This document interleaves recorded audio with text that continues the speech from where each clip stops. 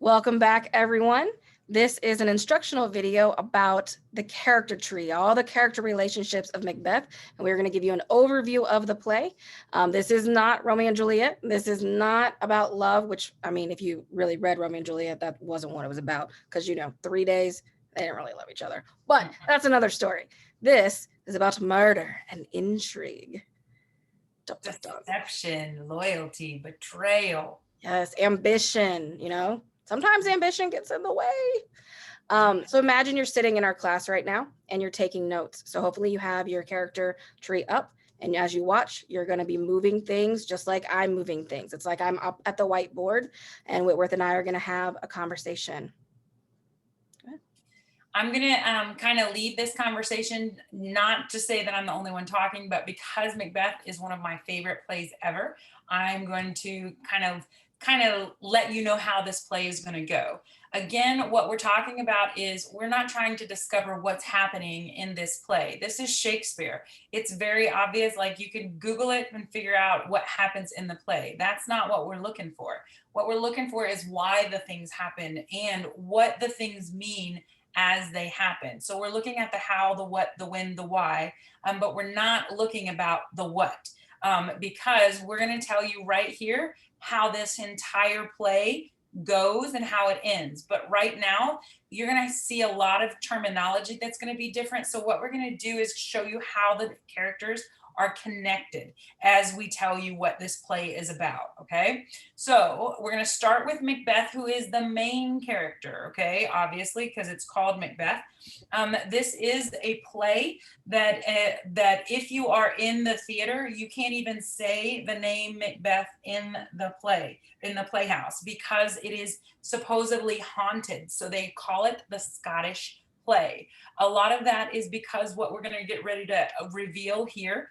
But the play starts out right after a battle. What has happened is that Scotland is at war, so it takes place in Scotland. Scotland is at war with Norway. The Thane of Cawdor has has been a traitor and has allowed Norway to come into Scotland and invade the country. That being said, you can check out that map and you can see where that Thane of Cawdor is. It's kind of like in a bay area. And so the Norwegian king was able to come in. And at that point, Macbeth has saved the whole Scotland. So he is a great warrior. He's known for his feats. He is ruthless on the battlefield. He cuts people's heads off, puts them on sticks, carries them around the battlefield. People love him. They praise him for how awesome this warrior is. And he's hanging out with his bestie. His BFF above all else is this guy named Banquo. So Banquo is going to be the one who's closest to him. So we're going to move that piece over here and kind of fill in that puzzle piece. Banquo is also a great warrior, and he is the BFF of the main character. So that's kind of the information that we have about him right now. At the end of a battle, he's walking around with Macbeth. They're looking at the battlefield, and then they come across this heath, which is just kind of a field, and there's mist. And as they come across this heath, they see these 3 witches. Now, the 3 witches are also known as, the Weird Sisters right here. Yep. The 3 witches are also called the Weird Sisters. They have several names throughout the play. Essentially, what Shakespeare is trying to get you to do is he's trying to make you make a decision right up front. Do you believe in fate or do you believe in free will? So the 3 witches, they represent the agents of fate. So if you believe in fate, if you believe that we have a destiny, then you are going to be on the side of the 3 witches. If you believe in free will, you're going to be on Macbeth's side. So automatically Shakespeare is starting that from the first act. So the 3 witches are standing there at the heath, and they are not attractive at all. Not at all. Like, and what do men sometimes do, and rudely so, about women? They also comment on women. Ooh, they're definitely not catcalling these women. And if you get one guy or one person by themselves, chances are if they have a thought running through their head, they're not going to say it. But if they're hanging out with their bestie, all of a sudden you feel a little bit bold. So they're like, lady, are you human? Like, you so ugly, you don't even look human. What is that, a beard? Do you have a beard? Are you an animal? Are you even alive? They don't know that they're witches. They just think that they're old people. And so they're like making fun of them. And then all of a sudden, the witches have a prophecy. They tell Macbeth, so what you're going to do is you're going to take this red arrow and you're going to point it to Macbeth, because this is actively changing the course of another. So what you're going to do is you're going to start it at the witches and you're going to point it to Macbeth, because they tell Macbeth, oh, you know what? You're going to be the Thane of Cawdor. You are the Thane of Glamis. You're going to be the Thane of Cawdor. And you know what? You're also going to be king. And he's like, whoa, whoa, whoa. What? I'm not going to be king. King Duncan is king. So now we're going to go over and get the King Duncan, and he's the closest one to Macbeth on the other side. Give me 1 second. So what you see that I'm doing here, I'm going to stop where you are, is as I'm listening, and what you should be doing, and you can pause this at any time, you should be filling out your version. And so as you're listening, maybe you pick up on different things than I do, but I'm picking up on these things. I mean, Whitworth, if they can pick up on different things, they can add other things and extra Absolutely. things. Yes. But we're expecting that you filled it out, not just 1 or 2 words, right? Go ahead. I was going to say, put as much information as you can, because this is something that you're going to constantly go back to. We don't want you to be confused in this play. So we want to tell you who all these characters are and how they connect. And if that means that you have to type a lot more than someone else, then go for it. Put as much information here as you can. You can also, if you're like, oh my gosh, she's saying, I'm not including setting, but you can add things out at the side. You can, do a text box and add wherever you want to. These are your notes. So I just wanted to make that clear, and then we can move on. You told me King Duncan. King Duncan is as close to Macbeth on the opposite side. On down right there. Okay. So the thing is that the 3 witches get so ticked off about Macbeth and Banquo making fun of them, they tell him that he's going to be the King of Scotland. And Macbeth is a loyal warrior. He fights for Scotland, not only because he loves King Duncan, but because King Duncan is also his cousin. So he is the king's cousin. Okay. Now, you never know. Like, here's the thing. You're going along your life and everything's going fine. And then somebody tells you, you know what? You could possibly be the next yada, yada, yada. And now all of a sudden you can't get that thought out of your mind. And so you're like, oh my gosh, I could be the king. I'm going to be the king. Except for if he is the king, that means he has to remove King Duncan.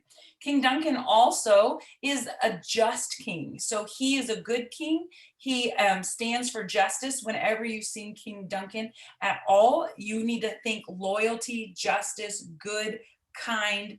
Everyone loves the King of Scotland. He has 2 sons. His first, the first one we're going to fill in right underneath him is Donalbain.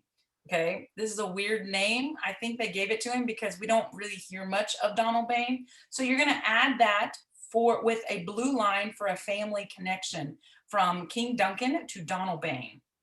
Oh my God, hold on. Where am I going to put this line? Oh, there we go. You shrink it. Yeah, there you go. There we go. He also has another son that's right underneath him. His name is Malcolm.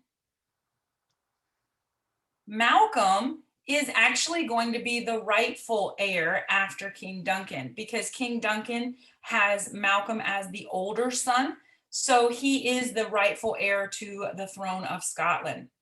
These guys also run away like a really scared person a lot. They're very scared. So here's the thing.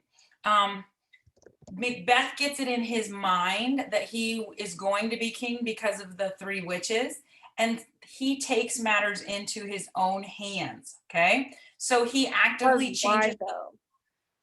You're having Oh, never mind. I interrupted. Go ahead. Go for it. What's your I was just question? saying, it's not just Macbeth that is going to choose this. He has someone Mm-mm. whispering in his ear.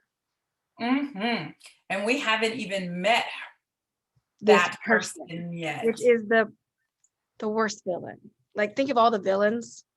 She's the worst. The Hate. worst villain ever created by Shakespeare. There are two that are from one's from Othello and one is from Macbeth that go back and forth that people argue. But this villain, Macbeth, cuts people's heads off, puts them on sticks, and people applaud him. And he's not even the worst villain of Shakespeare, not even close. So what you're going to do is you're going to take that red arrow and you're going to connect it from Macbeth to King Duncan, because he actively changes the course of events and he kills him. Murders him. He murders him. Kills him. While he's sleeping, nonetheless, in his own house, nonetheless. We'll get to that later. Okay, so we're going to back up because now we've kind of talked about King Duncan, Donalbain, and Malcolm. I want to go back to where he's hanging out with the witches in Banquo because we don't have a connection here. We know that Macbeth and Banquo are besties, and we know that the witches, they kind of get their, Wait, are we allowed to say butt hurt? We're allowed to say I that? think we could say about her. Yeah, like, but before that, they're cousins, so they're family. So that's also a blue one too, right? That is a blue one. Yep. So it kind of turns purple with the two of them because he's family relation, but he also kills him. Can you imagine? I mean, killing your cousin. Like, what's it gonna take to kill your cousin? Probably a girl. That's true, a girl. All right, go ahead. Sorry, I interrupted. Go back to the. No, you're fine. So what we're gonna do is when we're talking about, again, still in that first act, Macbeth and Banquo are hanging out. The three witches actively change the course of Macbeth's life, but they also actively change the course of Banquo's life because it wasn't just Macbeth that was making fun of them. Now, when Macbeth started making fun of him and Banquo kind of backed off a little bit because he was like, this is a little bit weird. So what they tell them, they say fair is foul and foul is fair. This is something you're going to hear over and over and over again. I'm going to constantly ask you, what do you think that means? What do you think that means to be foul is fair and fair is foul? So that's something that you should always be thinking about. In addition to that, they speak in riddles and they speak in rhymes. And so they tell Banquo, when they're addressing Banquo, that he is lesser than Macbeth, but greater. They tell Macbeth that he's going to be king of Scotland, but they tell Banquo that his lineage, he will be the father of Scottish kings. They don't tell him that he will be king. They say his children, his sons will be king. Okay. Now, this is important because Macbeth is greedy. He's prideful and he wants that throne. He never thought he wanted it until this moment when he found out that this was his destiny. It was his fate. And so he gets all kind of excited and he decides that he is going to write a letter to the love of his life to tell her about the wonderful things that this witch has told them. So we're going to go over, we're going to find Lady Macbeth in the only spot close to Macbeth. Whoa. That's where she goes. Now, Lady Macbeth, I have nothing positive to say about Miss Lady Macbeth. Think about all of those, I don't know, those music videos where that person is, or those ladies who, try to have an NBA star's baby so that they can have a baby daddy. What do we call those? Gold digger. Oh yeah, she a gold digger. Like Big she time. She was living her happy little life being, married to Macbeth. He's a great warrior. He's the Thane of Glamis. Oh my goodness, he's the Thane of Glamis. Except for now, remember the Thane of Cawdor got his head chopped off because he was a traitor? That's foreshadowing. Because King Duncan loved Macbeth and how he did such awesome job in this battle that he gave him the Thane of Cawdor. So now Macbeth is his cousin, the Thane of Glamis, and the Thane of Cawdor. So when the king dies and Donalbain and Malcolm are gone, Macbeth is next in the throne. Okay, so that's how he connects to that throne. Lady Macbeth never would have thought about any of that stuff. So there is the family relationship between Macbeth and Lady Macbeth. But now that she thinks that, oh, he's supposed to be king, I'm going to make it for my man. My man is going to be king because that means she's not doing it out of her, like, support for her man. This is all about Lady Macbeth. Because I want to wear the crown. Yes. Like, it's about power. I want people to know that I have power. I want people to know that he has power. I have power. He has power. We have power together. And we are going to rule this Scottish land. Which means she changed the direction of Macbeth, or we're led to believe that he would have never had the ambition to murder his cousin without. He wouldn't have, I don't even think, well, I don't know. That's just I mean, this is why it's language arts. We can have this discussion, but I don't really think he could have, because he was a just and good guy. Yeah. And so she has the power of womanhood. She has power of womanhood that she can influence. So women are powerful. Just know that. Moving on. Okay, she is Macbeth's. So her description is Macbeth's wife, and she's the co-conspirator, if you want to call her a co-conspirator. Okay, so she gets it in Macbeth's head that, hey, you need to be the king. So what you're going to do is you're going to go kill Duncan. So when Duncan comes over to Macbeth's house to celebrate, because King Duncan actually loves Macbeth from the bottom of his heart. And so after the battle, he comes home, or he goes over to Macbeth's castle so that they can celebrate the what they have given him. He says, I've got a surprise for you. I'm going to grant you something. And Macbeth is like, ooh, he's going to tell me that I'm going to be the next king. He gets so excited that he's going to be the next king. So during that, he celebrates and he announces that Malcolm is going to be the Prince of Cumberland, which to them, that is the heir of the throne. Mm-hmm. That makes Macbeth mad, because now he's like, hey, I have my heart set on being king and you've taken it away from me. So now he's upset because he feels like he's been like, you've taken something that was rightfully his, except but it wasn't. But it wasn't. His. Just these witches said.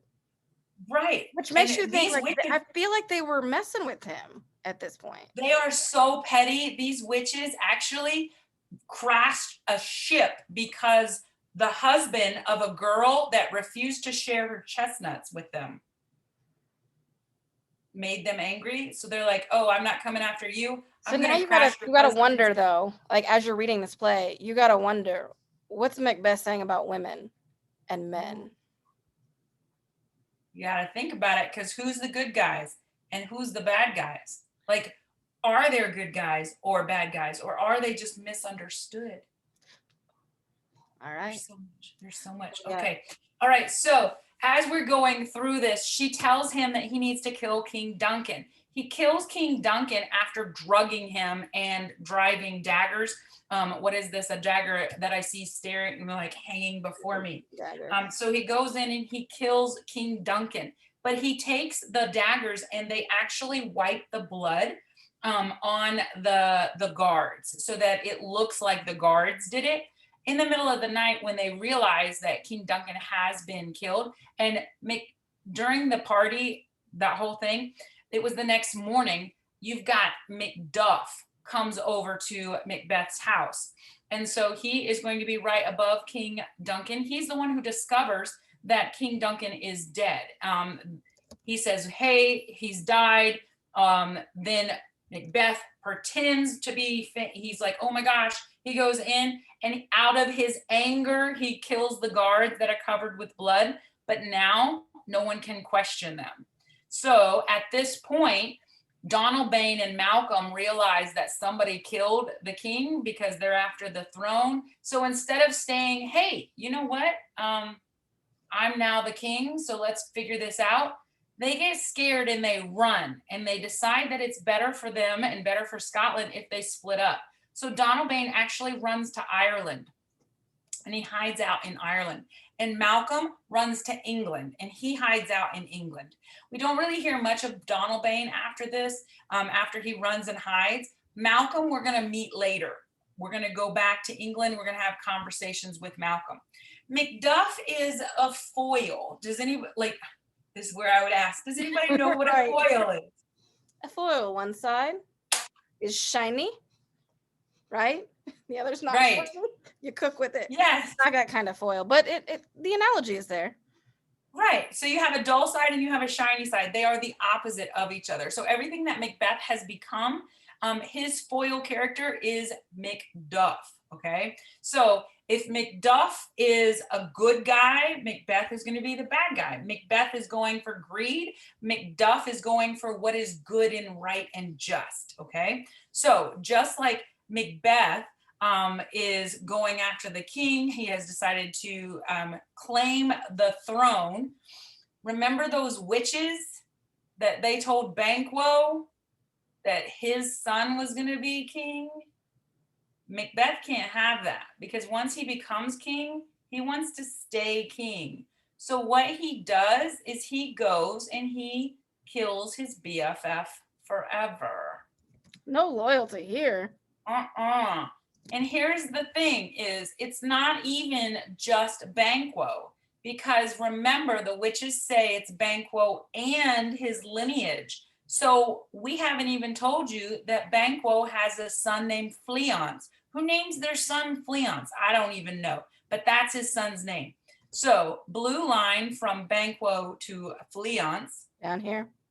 Yep. And Macbeth knows that Banquo is taking his son out for an outing. And so he goes and has him killed, but he wants Banquo and his son to be killed. Fleance is not killed and he escapes. So he runs away. He doesn't have a father anymore, but he's still alive to tell the story. Okay. So Macbeth is on this killing spree. He also has decided that Macduff is very loyal to Malcolm and Donalbain after. And so he decides he wants to go and kill Macduff, but he can't kill Macduff because Macduff is gone. He doesn't know where he's at. So he puts a spy in his house. So Lady Macduff and son are hanging out at home, which is above Macduff. And as they're hanging out at their house, Macbeth has sent a spy to find out about it. And this is how they know that Macduff is actually loyal to Malcolm. Okay, so what Macbeth decides to do is, they're not loyal, so let's kill them. So Macbeth goes on a killing spree and kills Lady Macduff and her kid. Now, we're going to talk about, drama terms and why they're killed, where they're killed, and how they're killed. But imagine how horribly awful Lady Macbeth is. The foil is the exact opposite of who she is. So Macduff, Lady Macduff, is that loyal, family-oriented mother. She's caring, she's loving, she trusts her husband. She has no loyalty issues at all. Not a gold digger. Not a gold digger. She's like Ron Weasley's mom. She's the one who she's making cookies for you at home, waiting for you to get home with your friends. Okay. So she's really, really awesome. And Macbeth just kills her. And he shish kebabs the son. That's crazy. Like shish kebabs her son. Do you guys know what a shish kebab is? Have you been to a barbecue before? It's not pretty. I don't know if they throw him and he dies on stage. So it's very graphic. So there's a red line that goes from Macbeth to Lady Macduff because he alters her, the course of her future, which there is none, and he kills all the kids at Macduff's house. Meanwhile, Macduff is in England trying to convince Malcolm to come back for the throne. Now, all of this weighs on a person. Okay, so Lady Macbeth who she thinks that she is strong at the beginning, she starts to have a mental breakdown because, you know, gold diggers do that. Maybe it's a lack of a conscience that's leaking in. So what they do is she starts to have nightmares and she starts to not be able to go to sleep at all, which is another underlying theme. Sleep equals peace. If you have no sleep, you have no peace. From the time that Macbeth comes to the throne, Lady Macbeth and Macbeth have no sleep at all throughout the Which, entire play. think about what your body needs sleep, and that's an interesting layer that Shakespeare adds. If they have no sleep at all, Correct. that can make you go insane. And this is where we find ourselves. So she is literally going insane. And she's starting to say certain things because she was involved in the killing of Duncan. And so she starts to say certain things. They had ladies in waiting. So like people like of royalty would have their servants that would follow them around. And this servant was just like, hey, I can't say anything of what I've heard, but I got to get somebody professional. So she invites a doctor, and this is like a psychologist. And then this doctor comes in and he's like, okay, so we're going to watch her in the middle of the night and we're going to watch her sleepwalk and we're going to watch her while she's having these nightmares. And he alters the course of her life because he hears that she's confessing to the murder of King Duncan. But what can he do? Because if he tells the king, now all of a sudden he's going to die because he knows the real truth. Okay, so that's how they're connected. And the only box that we have left is the Thanes. You've got Lennox, you've got Ross, you've got Menteith, and you've got Caithness. These are all the Thanes. Like I said, in America, we have governors, we have senators. In Scotland, there are Thanes. It's an area, and then you are awarded that thaneship. So Macbeth was the Thane of Glamis. He was also the Thane of Cawdor. These are side characters. Sometimes we don't even know what their real name is. It's just their title. So if it says Lennox, that's not his name. That he's the Thane of Lennox, but he's not important enough for us to get a name. Okay, so that's how that is related. Now you're going to take that blue loyalty line and you're going to connect the blue loyalty line from Malcolm to the Thanes. Also from Macduff to Malcolm, because if you look at how strong all these blue lines are on this side, there's nothing that's going to stop Macbeth from this loyalty. Okay, now Macbeth kills the loyal, just king, Duncan, his cousin. Mm-hmm. His foil has to do something to Macbeth because remember, he's the foil. If Macbeth kills the king, what does Macduff need to do? Gotta kill Macbeth. He's gotta kill the king. Remember the foreshadowing at the very beginning. Remember, the Thane of Cawdor was a traitor and got his head chopped off. And now Macbeth is the Thane of Cawdor. So what does Macduff have to do? Kill. He has to kill Macbeth, and he chops his head off and carries it in like, you know, Lion King style. You can just imagine he's hanging it up like, and he's just like, hey, now we have a just king, we have a just country because Macbeth has been killed, yada, yada, yada. Okay, and that's, so there's a red line from Macduff down to Macbeth because he alters his fate. That is how it ends. Malcolm gets the throne. He is the rightful king, and then Scotland goes back to the way it was. Why is this important? Didn't Shakespeare write in England? Didn't he grow up in England? He absolutely did. But he can't talk about England. He cannot talk about England if he has an issue with anything in England. There is a king, I think it is King James, who was the lineage of Fleance. Mm-hmm. So if you go forward in the years, Fleance's kids, remember the witches said his kids would be king. Mm-hmm. That's where King James became king. He liked Scottish history, so Shakespeare wrote this play about him. However, if you were living in the time of England, you could not suggest or say anything negative So about the government. like we can today, like we can say all kinds of negative things about certain politicians and Like I could tell murder. you, I could call president certain person. I call them Mister instead of using the word president. Back then, you could chop my head off or hang me from that because I Shakespeare didn't was respect smart. it. Right. And so this is how Shakespeare was able to kind of like be passive aggressive to his government. Like, hey, I see y'all shady stuff going on and I am not in support. Let me make this take place somewhere else. Remember, Romeo and Juliet did not take place in England either. Where did it take place? Italy. Italy, because there were people that were at war. If he would have staged it in England, they would have come and found Shakespeare and they would have hung him in the square. So ultimately, this is going to go back to context. If you remember, context is very important to understanding a piece of literature and why it's important today, because some of the same things are happening. Absolutely. I'm sure artists are making all kinds of music and stories about things that are happening in the United States and elsewhere. So it's kind of what Shakespeare is doing. Yes. So This is why Macbeth is one of the best plays that he has written, is because it is so many levels. You've got the bad guy who's not who you would expect the bad guy. Back then, they didn't have women on stage at all. You couldn't have women on stage. So all of the women parts would be played by men.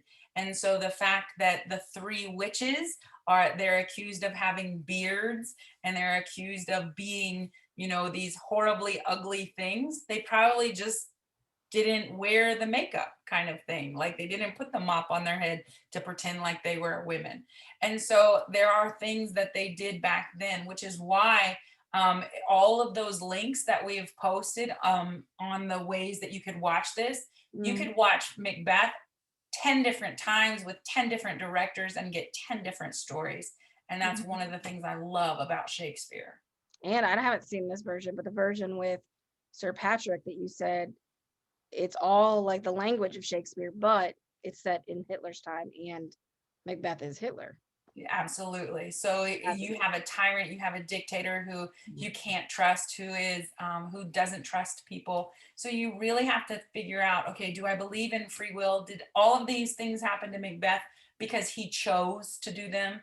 Like he chose to kill his cousin, he chose to listen to Lady Macbeth, or was that his destiny? The three witches, maybe they knew, like maybe something would have happened to Donalbain and Malcolm and the king. Maybe the Norwegian king would have come in and killed all three of them. And then the next day, Macbeth would have been awarded the kingship. So you have to decide what really directs your life and what is fate, because there's different interpretations of fate as well. And you'll do that in your notebook. I think we're going to run out of time here in a minute.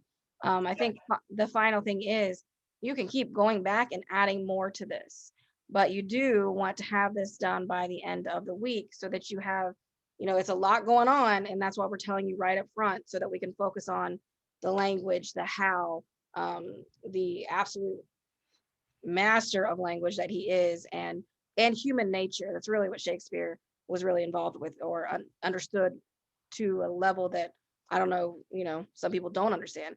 He understands human nature. So I think that's it. That's it. All right. That was probably a long one. Adios.